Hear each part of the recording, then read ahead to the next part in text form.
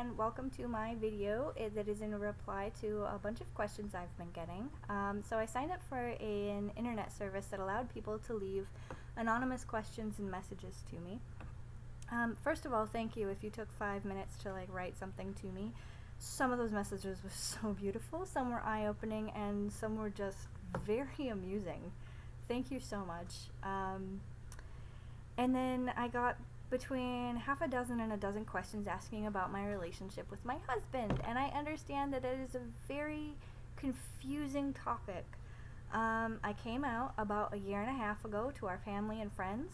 They were extremely supportive. We have had almost no, if any, negative responses to that, which just goes to show we know some really amazing people.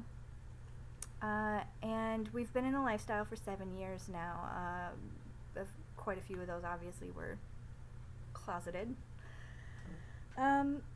People ask us why we decided to be public about this, and it is for this reason.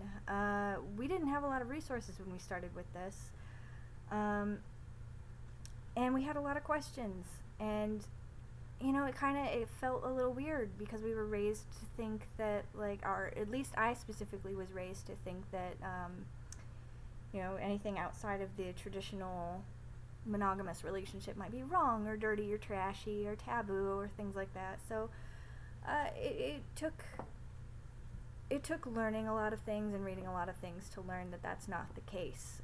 And so I kind of wanted to put a relatable face onto these concepts and to just be like, hey, this is what I do. I'm not out to convert people. Polyamory is not for everyone, just in the same way that monogamy isn't for everyone, just the same that heterosexuality isn't for everyone. It's your personal preference. You do what you have to do.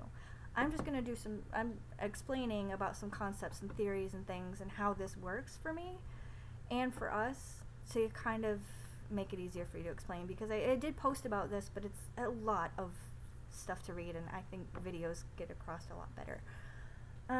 So this part here is going to be about what is polyamory, and so everything falls under the blanket of ethical non-monogamy.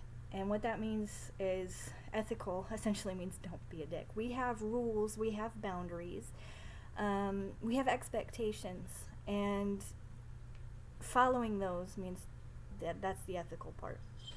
Non-monogamy just follows anybody who's not in a monogamous relationship but also has relationships with other people. So that's a term you're going to hear every once in a while. I don't really use it too much. The one that I really use, and the one that I identify as, is polyamory, right? So we have another beautiful diagram. I'm working with my big Hollywood budget here. Polyamory is broken into two parts. Poly, which is a prefix, means many. You know that from polygons and polytheism, that sort of thing. And amory, which means love. So the whole concept is polyamorous. Many loves, multiple loves, however you want to say it. There is another related concept called polygamy that is generally practiced by Mormons, and that is the multiple marriages thing. We're not talking about that. We're doing something completely different. This is not Sister Wives. That's a show that's on TV. That's their thing. We're doing just polyamory, which is just multiple loves. It is still illegal in the United States to marry more than one person. So, and I'm not trying to spearhead any kind of movement to change that. I'm just talking about where I am. Right. So there are two things to keep in mind when you're talking about polyamory and or possibly opening up to it. The first is, don't be a dick. That's the number one rule. Don't hurt anybody. And that includes yourself. Don't do something that is going to hurt you later. A lot of people wonder if polyamory in itself is damaging to a person, and I say absolutely not. I have been damaged before, and polyamory was a step that I took to heal myself. So it absolutely can be used as a beautiful tool to explore life and all that wonderful stuff. But you need to be aware of your own boundaries, your own limitations, and don't get into something that you can't get back out of, which means that it's going to take a lot of communication and a lot of exploring and a lot of learning where your limits are, and a lot of forgiveness on your own part, just for yourself, like not even talking about other people, forgiving yourself. So that's really the first rule, is don't hurt anybody, including yourself. The second is that polyamory and ethical non-monogamy is not a band-aid. If your marriage or your union isn't working out very well monogamously, adding somebody to that mix isn't going to fix anything. It's actually going to cause a lot more problems than it's worth. A lot of you know that I'm in therapy for anxiety and depression, and a lot of people ask why I would be in a lifestyle where that would be really focused on. And that's because I would have these problems whether or not I was in this relationship, whether or not I was using this particular dynamic. Even if I was single, I would be dealing with this. Polyamory drags all of your insecurities and all of your problems into the light. And I don't know, it's as an impetus for getting my shit together, it was kind of nice. I got a lot done in 3 years that I probably wouldn't have otherwise had the motivation to get that much done that quickly. So it's good. Forgive me, my throat's a little dry, so you'll see me drinking water. It's vodka.